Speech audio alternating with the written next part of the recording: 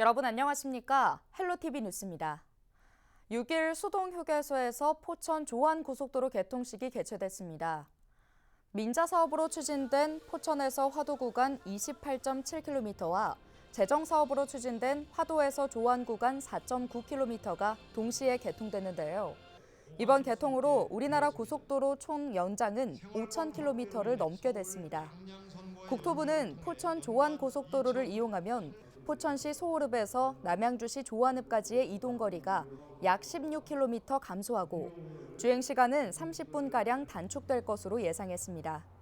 또 경기 북부 지역에서 서울 외곽에 막히는 구간을 거치지 않고 중부내륙 고속도로, 서울 양양고속도로 등 주요 고속도로에 빠르게 접근할 수 있게 됩니다. 수도권 제2순환 고속도로 중 포천에서 남양주 조안 구간이 7일 오후 2시부터 이용 가능합니다. 김동연 경기도지사가 지난 5일 올해 안에 경기 동북부권 공공의료원 설립 부지를 확정하겠다고 밝혔는데요. 동두천시가 6일 경기도의 입장 발표에 환영의 뜻을 나타내며 공공의료원 최적지는 동두천임을 다시 한번 강조했습니다. 동두천시는 지역 내 재생병원을 공공의료원으로 활용하는 방안을 경기도에 제안한 상황인데요. 재생병원을 활용할 경우 약 2천억 원의 사업비를 아낄 수 있을 뿐만 아니라 2년 이내에 공공의료원을 개원할 수 있다고 강조했습니다. 박형덕 동두천시장은 김도지사 임기 중 개원이 가능한 곳은 동두천이 유일하다며 공공의료원 유치라는 결실을 맺어 시민 열망에 보답하겠다고 말했습니다. 양주의 대표 역사문화축제인 회암사지 왕실축제가 3년 연속 경기 관광축제에 이름을 올렸습니다. 양주시는 회암사지 왕실축제가 2022년과 2023년에 이어 올해도 선정되면서 도비 7천만 원을 확보했다고 밝혔는데요. 올해 양주 회암사지 왕실축제는 5월 중에 열릴 예정이며 양주 회암사지를 만천하에 알리노라라는 슬로건 아래 어가행렬과 패션쇼, 음악회와 체험 등이 진행됩니다. 포천 산정호수 명성산 억새꽃 축제도 2024년 경기 관광축제에 선정됐습니다. 경기도 지역축제심의위원회는 포천의 자연과 문화를 담아냈다며 억새꽃 축제의 발전 가능성을 높게 평가했는데요. 억새꽃 축제는 지난 1997년 처음 시작해 올해로 27회를 맞는 포천시의 대표 가을 축제입니다. 지난해에는 약 50만 명의 관광객이 축제 현장을 방문했습니다. 양주 옥정 신도시와 덕계역으로 가는 마을버스가 새롭게 운행됩니다. 양주시는 덕계역을 출발해 옥정 신도시를 거쳐 다시 덕계역으로 돌아오는 옥정 순환 마을버스 101번을 6대 신설했다고 밝혔는데요. 101번 버스는 기점인 덕계역을 기준으로 오전 6시부터 밤 11시 30분까지 운행되며 오는 26일부터 본격적으로 운행될 예정입니다. 양주시는 이번 버스 노선 신설로 대중교통이 부족했던 신도시 주민들의 편의가 향상될 것으로 기대하고 있습니다. 포천시는 지난 5일 2023년 경기도 시군 농업인 대학 운영평가에서 최우수상을 수상했다고 밝혔습니다. 경기도 시군 농업인 대학 운영평가는 1차 시군 자체평가와 2차 도원 역량평가, 3차 발표 경진 등을 통해 이뤄지는데요. 포천시 환경농업대학은 지난 2005년 5월 설립 이후로 지난해 농업대학 19기까지 1,575명의 졸업생을 배출했습니다. 이와 함께 농업 관련 전문과정 교육, 포천 특화 작목에 대한 전문과정 등 내실 있는 농업교육을 운영해 이번 최우수상 수상에 영예를 얻었습니다. 양주시가 문화관광도시 도약을 위한 민관 원팀 간담회를 열었다고 6일 밝혔습니다. 간담회에는 문화예술 관광 분야 전문가와 기관장, 관련 공무원 등 약 50명이 참석했는데요. 참석자들은 문화관광도시 양주를 조성하기 위한 방안을 논의했습니다. 강수현 양주시장은 문화관광도시는 민관이 함께 손을 잡고 한 방향으로 나아갈 때 이뤄낼 수 있다며 민관이 협력 네트워크를 구축할 수 있도록 노력하겠다고 말했습니다.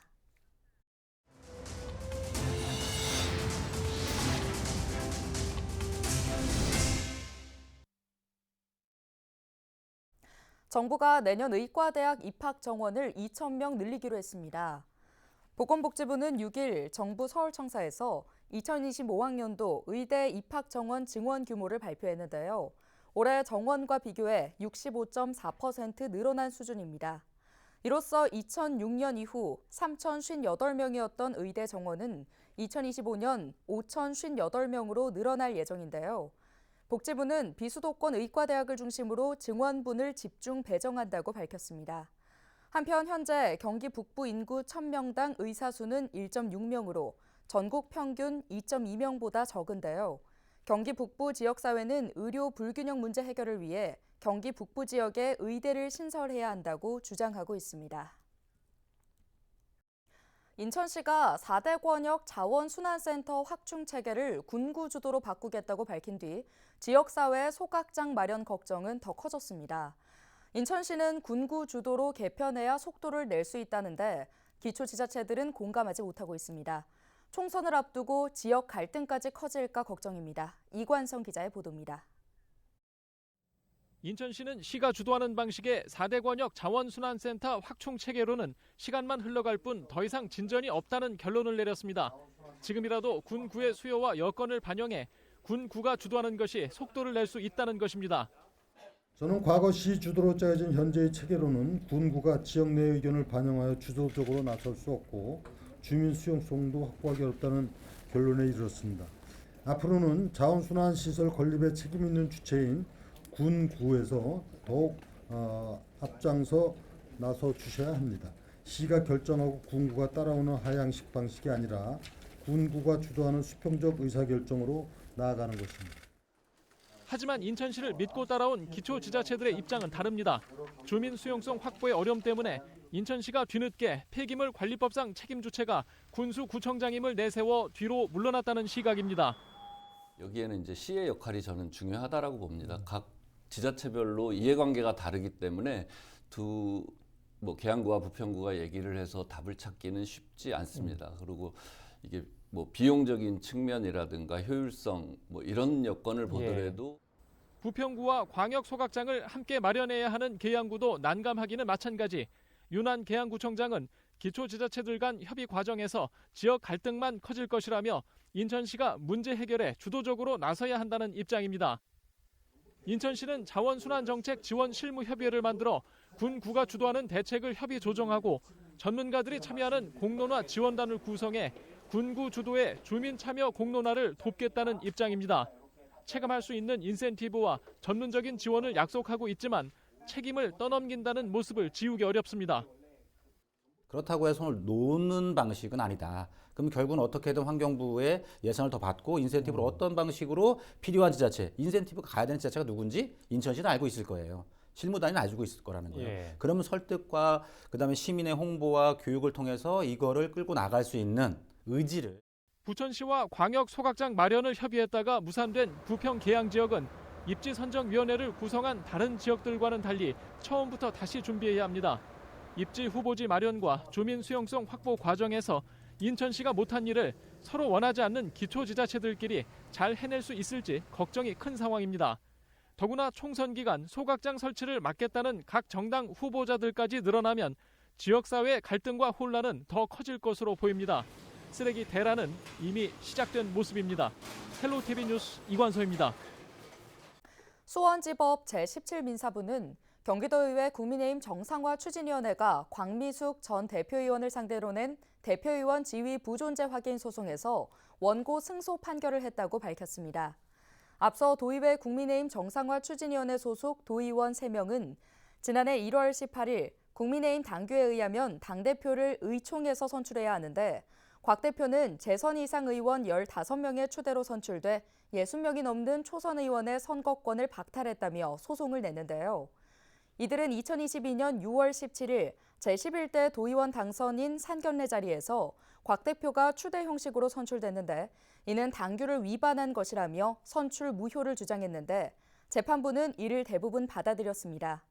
곽 전 대표는 당선인 촌내에서 대표에 선출됐고 투표를 통해 추대 방식이 택해졌다며 당선인 총회는 의원 총회와 효력이 같으므로 문제없다고 반박해왔습니다.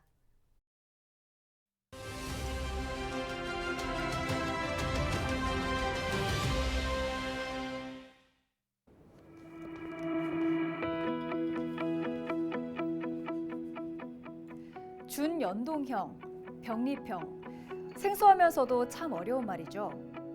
21대 총선에서 비례대표를 뽑는 투표 방식인데요. 최근 원내 다수당인 민주당이 당론을 결정하면서 사실상 준연동형 비례제가 확정됐습니다. 정당 득표율은 높지만 지역구 의석수가 적은 정당에게 비례의석을 보장해주자는 취지인데요. 이렇게 되면 위성정당이 난립했던 4년 전과 비슷한 형태로 선거를 치러야 합니다. 거대 양당이 지역구 후보는 안 내고 위성정당을 만들어서 비례대표 후보만 내는 일이 반복될 것으로 보이는데요. 지난 21대 총선에서도 거대 양당은 더불어시민당, 미래한국당이라는 위성정당을 내세워서 각각 17석과 19석을 가져갔습니다. 이번 총선에서는 모두 47석이 연동되는데요. 모든 정당에게 의석이 배분되는 건 아닙니다. 정당의 득표율이 3% 이상은 돼야 비례의석을 확보할 수 있기 때문인데요. 소수 정당들의 합종 연횡은 물론이고 각 정당의 셈법이 더 복잡해질 것으로 보입니다. 더욱이 생소한 정당이 적힌 기다란 투표용지 때문에 유권자의 혼란도 불가피할 전망입니다. 지금까지 데일리 브리핑이었습니다.